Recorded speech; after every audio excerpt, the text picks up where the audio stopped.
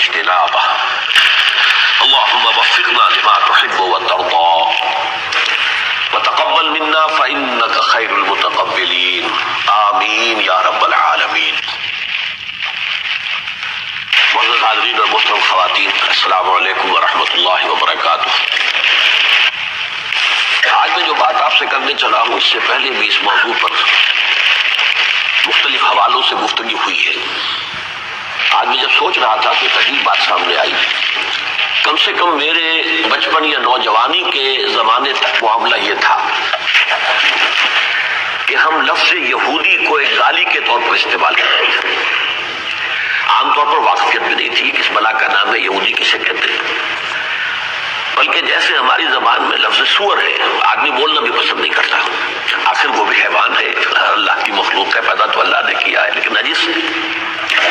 اسی طریقے سے یہودی کا لفظ زبان پر لاتے ہوئے بھی ایک ہچکچاہٹ سے ہوا کرتی تھی۔ آج وہی یہودی دنیا کی ایک بہت بڑی طاقت بن چکا ہے۔ اس وقت کی جو عالمی سیاست ہے در حقیقت اس کے مظاہر کچھ اور ہیں، سامنے کچھ اور آ رہا ہے، لیکن بباطن جو اصل مسئلہ ہے وہ یہود کا ہے۔ اور اب بہت حد تک لوگوں میں آگاہی بھی ہے کہ یہ قوم ہے، ایک نسل ہے۔ ہم یہ تو پڑھتے رہے شروع سے، سورہ فاتحہ کا ترجمہ ہوا یا قرآن سے تفسیر دیکھی، مغضوب علیہم سے مراد یہودی ہے جن پر غضب ہوا اللہ کا۔ اور ظاہر بات ہے کہ کم سے کم میرے بچپن اور نوجوانی کے دور تک ان کی دنیاوی اعتبار سے کوئی حیثیت نہیں تھی۔ یہ تو 1948 میں اسرائیل کے نام سے ملک وجود میں آیا ہے تب سے، لیکن وہ اسرائیل کے حوالے سے بھی لوگ عام طور پر نہیں سمجھتے تھے کہ یہ یہودی ہے۔ وہ اسرائیل ایک نیا لفظ تھا کہ جو آیا ہے سامنے۔ تو آج میں یہ چاہتا ہوں کہ آپ سوچیں نزول قرآن یہ کون ہے، ان کا معاملہ کیا ہے، ہمارے ساتھ ان کی نسبت کیا ہے، قرآن مجید نے ان کا جو ذکر کیا ہے وہ کن حوالوں سے کیا ہے۔ یہ بات جان لیجئے کہ یہود یا بنی اسرائیل ہم سے پہلے کی امت مسلمہ تھی۔ جیسے ہم حضرت محمد صلی اللہ علیہ وسلم کے امتی ہے، یہ حضرت موسیٰ علیہ السلام کے امتی ہے۔ جیسے حضرت محمد صلی اللہ علیہ وسلم حضرت ابراہیم کی نسل سے ہیں، اسی طرح حضرت اسحاق ان کے دوسرے بیٹے، پھر ان کے پوتے یا حضرت اسحاق کے بیٹے یعقوب جن کا لقب تھا اسرائیل۔ اسرائیل کے معنی ہے عبرانی زبان میں عبداللہ۔ تو حضرت یعقوب جو عبداللہ اسرائیل تھے، ان کے 12 بیٹے تھے، وہ بنو اسرائیل کہلائے، اسرائیل کے بیٹے۔ اور ان 12 بیٹوں سے جو پھر قوم ابھری اور لاکھوں لوگ پیدا ہوئے، وہ بنی اسرائیل یا بنو اسرائیل کہلائے۔ تو یہ بنو اسرائیل ایک نسلی قومیت کے اعتبار سے تو یوں سمجھیے کہ حضرت یعقوب کے زمانے سے لے کر اور حضرت موسیٰ علیہ السلام کے زمانے تک بھی موجود تھے، لیکن ان کی حیثیت ایک امت کی نہیں تھی بلکہ قوم کی تھی۔ البتہ ان میں ایک بات تھی جو فضیلت کی تھی پوری دنیا میں، توحید ان کے اندر اچھی بسی ہوئی تھی۔ اخلاقی اعتبار سے برائیاں آ گئیں، عمل میں خرابیاں آ گئیں، توحید ایک خدا، بت پرستی سے ہمیشہ یہ مجتنب رہے۔ پھر حضرت موسیٰ علیہ السلام کے زمانے سے انہیں ایک امت کی حیثیت حاصل ہوئی۔ امت بنتی ہے کتاب کی بنیاد پر۔ جب تورات عطا ہوئی انہیں، اب یہ امت بن گیا۔ یہ 1400 قبل مسیح کا واقعہ ہے، حضرت مسیح علیہ السلام سے 1400 برس قبل۔ آج 2000 ہو گئے ہیں حضرت مسیح کے بعد، 2003 میں ہم بیٹھے ہوئے ہیں، تو اس میں 1400 اور ایڈ کیجئے تو 3400 سال قبل آج سے انہیں تورات عطا کی گئی حضرت موسیٰ علیہ السلام کو۔ اس وقت سے یہ امت بن گئی۔ سورہ بنی اسرائیل کی دوسری آیت ہے، وَآتَيْنَا مُوسَى الْكِتَابَ وَجَعَلْنَاهُ هُدًى لِبَنِي إِسْرَائِيلَ أَلَّا تَتَّخِذُوا مِن دُونِي وَكِيلًا۔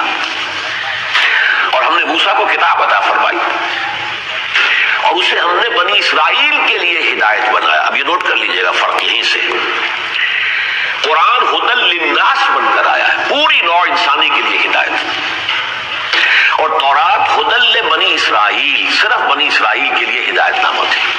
یہ ایک فرق کو نوٹ کرتے چلے آئیے۔ بہرحال اس وقت سے یہ امت جو ہے یہ دنیا میں ایک امت مسلمہ کی حیثیت سے قائم رہی.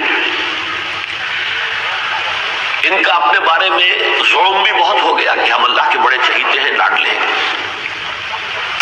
اور واقعہ یہ ہے کہ ان پر اللہ کا فضل بہت بڑا ہوا ہے، بہت بڑا ہوا ہے، اس میں کوئی شک نہیں. حضرت موسیٰ کے ذریعے سے اللہ تعالیٰ نے فرعونیوں کی غلامی سے نجات دلائی. بڑے بڑے معجزے جو ہیں 9 معجزے حضرت موسیٰ کے ذریعے سے دکھائے گئے، اور وہ بھی ابھی ایکسوڈس سے پہلے، مصر سے نکلنے سے قبل. اس کے بعد ایک ایک معجزہ. سمندر پھٹ گیا ان کو راستہ دینے کے لیے حضرت موسیٰ کے ایک عصا کے ضرب سے. اسی عصائے موسوی کے ضرب سے ایک چٹان سے 12 چشمے بہہ نکلے، ہر قبیلے کا علیحدہ، تاکہ یہ کہ آپس میں لڑے نہیں. قبائلی زندگی تھی، لڑائی ہوتی، پانی پر لڑائی ہوتی تھی، تو ہمارے دیہات میں بھی ہوتی ہے. تو اللہ نے 12 چشمے، قد علم کل اناس مشربہم، ہر قوم نے اپنا، ہر قبیلے نے اپنا جو ہے گھاٹ معین کر لیا، ہمیں یہاں سے باندھ لینا. صحرائے سینا میں انہیں دھوپ کی سختی نے ستایا. فظللنا علیکم الغمام، تو ان کے اوپر جو ہے ایک ابر جو ہے وہ مسلسل چل رہا تھا، جیسے وہ صحرائے سینا میں 6 لاکھ کی تعداد میں ایک قافلہ چل رہا تھا، ایسے ہی ابر چل رہا تھا. بھوک لگی تو من و سلوا، معجزانہ طریقے پر انہیں اللہ تعالیٰ نے غذا دی. پھر انہیں اللہ نے کتاب دی. صحرائے سینا میں کوہ طور ہے، وہاں بلا کر اور 40 دن کا ایک چلہ کروا کے، جس میں کہ مسلسل روزہ تھا 40 دن کا. پھر حضرت موسیٰ کو تورات دی گئی، اور تورات سے مراد ہے احکام 10، دی 10 کمانڈمنٹس، جو کہ پتھر کی سلوں کے اوپر کندہ تھے، جو دیے گئے حضرت موسیٰ علیہ السلام کو، وہ لے کر آپ آئے. یہ امت جو ہے 2 اعتبارات سے قرآن مجید میں ان کا ذکر بہت تفصیل سے آیا. ایک تو حدیث نبوی ہے لَتَتَّبِعُنَّ سُنَنَ مَنْ قَبْلَكُمْ.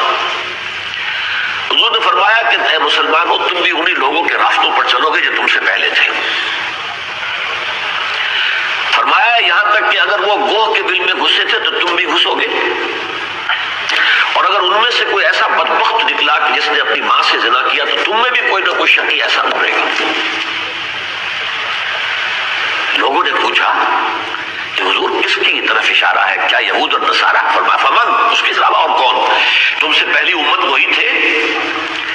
تو واقعہ یہ ہے کہ سورہ بقرہ میں جو 10 رکوع مسلسل آئے ہیں، 5ویں سے لے کر اور 15ویں کے شروع تک، اس میں یہود کی جو گمراہیاں ہیں، عقیدے کی گمراہیاں، عمل کی گمراہیاں، ان سب کو تفصیل سے بیان کیا گیا. کیوں؟ ہمیں آئینہ دکھایا گیا، مسلمانوں تم میں بھی یہی ساری باتیں آئیں گی، بچو ان سے. مثلا انہیں ظلم ہو گیا، ہم تو اللہ کے بڑے لاڈلے اور چہیتے ہیں، ہمیں تو آگ چھو ہی نہیں سکتی، یا گنتی کے چند دن.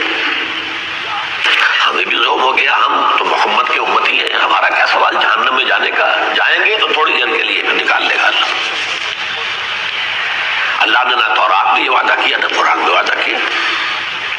حقیقی ایمان جن کے دل میں ہو وہ تو صحیح ہے کہ اگر ان کے گناہوں کا پڑا بھاری ہوا نیک اعمال سے تو وہ جہنم میں داخل کیے جائیں گے، اپنے گناہوں کے مقدار جو ہے وہ سزا پا کر پھر نکل آئیں گے. لیکن حقیقی ایمان دل میں ہو، یہ سنے کہ جو بھی نام کا مسلمان ہے ایمان کی رمق کوئی نہیں ہے، اس سے یہ وعدہ نہیں ہے. یہ مسلمانوں سے وعدہ نہیں ہے، مومنین سے وعدہ ہے. اب یہ ایک علیحدہ مضمون ہے کہ مسلمان اور مومن میں فرق کیا ہے، میں اس وقت جا نہیں سکتا. اس کے لیے قرآن مجید میں جو فیصلہ کن آیات ہیں سورہ الحجرات کی ہے، 14 اور 15 نمبر آیات. قالت الاعراب آمنا قل لم تؤمنوا ولكن قولوا اسلمنا. یہ بدو دعویٰ کر رہے ہیں نبی کہ ہم ایمان لے آئے، ان سے کہہ دیجیے تم ہرگز ایمان نہیں لائے ہو، یہ کہہ سکتے ہو مسلمان ہو گئے. ولما يدخل الايمان في قلوبكم، ابھی تک تو ایمان تمہارے دلوں میں داخل تک نہیں ہوا. تو زبان پر اقرار باللسان جو ہے اس سے ایک مسلمان تو بن گیا آدمی، لیکن یہ کہ مومن بننا تو تب ہوتا ہے جب دل میں یقین پیدا ہو جائے. دلی یقین اگر ہو جائے تو پھر ٹھیک ہے، ورنہ نہیں. اور گمراہیاں بے شمار گمراہیاں. چنانچہ یہ بھی ہمارے اندر گمراہی پیدا ہوئی کہ ہم جب نبی کے پیروکار ہیں تو شفاعت تو ہمارا لازم حق ہے.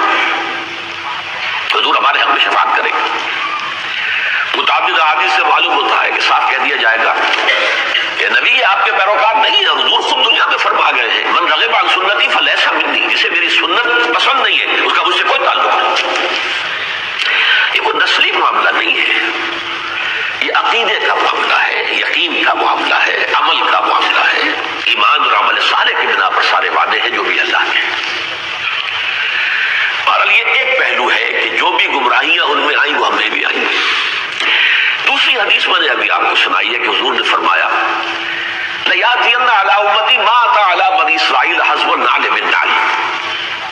یہ ترمذی شریف کی روایت ہے، حضرت عبداللہ ابن عمرو ابن العاص رضی اللہ تعالی عنہما اس کے راوی ہیں۔ حضور نے فرمایا میری امت پر بھی وہ سارے حالات وارد ہو کر رہیں گے جو بنی اسرائیل پر ہوئے ہیں، بالکل ایسے جیسے ایک جوتی کے جوڑے کی دو جوتیاں ایک دوسرے کے مشابہ ہوتی ہیں۔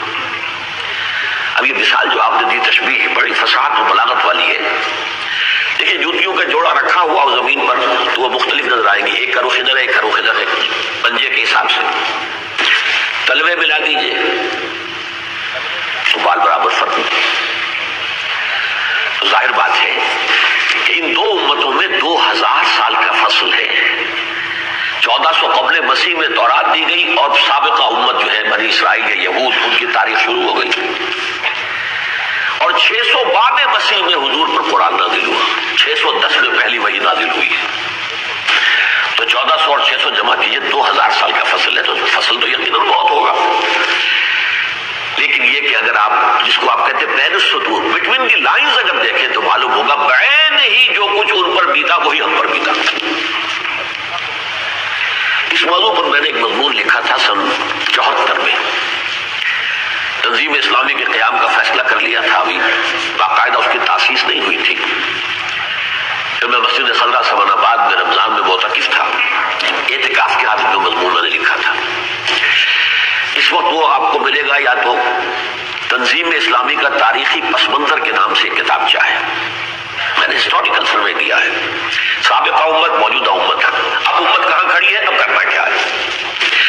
ظاہر بات ہے کہ تاریخ کے تسلسل کے بغیر تو بات نہیں ہوتی، کہاں سے چلے تھے کہاں پہنچے ہیں، راستے میں کون کون سے مقامات آئے ہیں، اب کہاں جانا ہے، کیسے جانا ہے، راستہ کون سا ہے۔ پھر اس کا انگریزی میں ترجمہ بھی ہوا ہے، rise and fall of the Muslim امہ کے نام سے وہ کتاب چاہ انگریزی میں بھی ہے۔ سورہ بنی اسرائیل کے پہلے رکوع میں اللہ تعالیٰ نے بنی اسرائیل کے 4 ادوار کا ذکر کیا ہے۔